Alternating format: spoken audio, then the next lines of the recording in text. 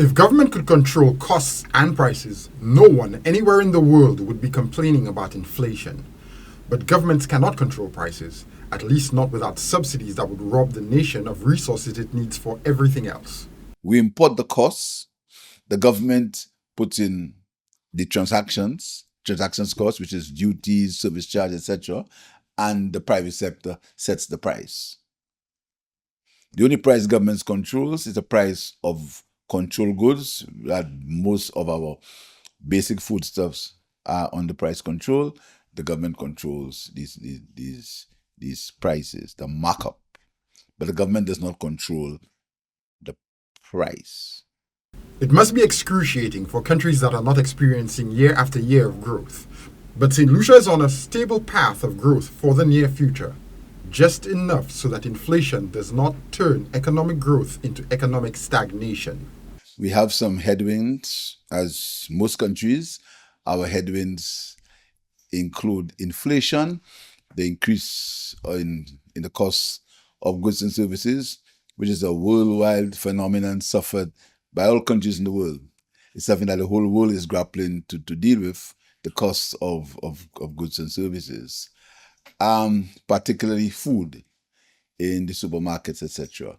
In spite of that, something must be done to satisfy the people's demands for purchasing power. After all, what is the point of economic growth if all that money is sucked out of the country by the rising prices of imported goods? The government is looking at many things that we can do to reduce it. But as I've said before, the Saint Lucians, as far as food is concerned, and Saint Lucia is not a price setter, Saint Lucia is a price taker. We import much of our food, and we import the many goods that we use in the country, and we import them. We do not set the price for them. What we do there, we do not set the cost. What we set is the price. And the price is set by the private sector after government puts its duties, etc. The government must have the courage and wisdom to change the things it can, but it cannot simply accept the things it cannot control.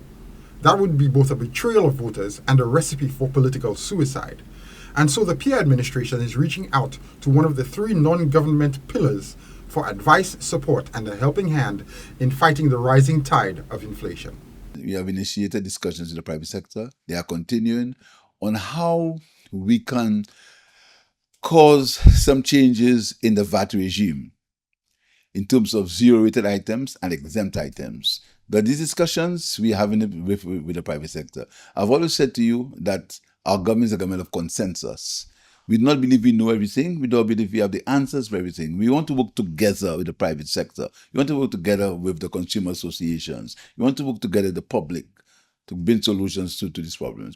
If St. Lucians could eliminate a critical mass of imports from their spending on food, energy, and other imported goods, high prices would not be such a problem, because the money spent would still be part of the local economy.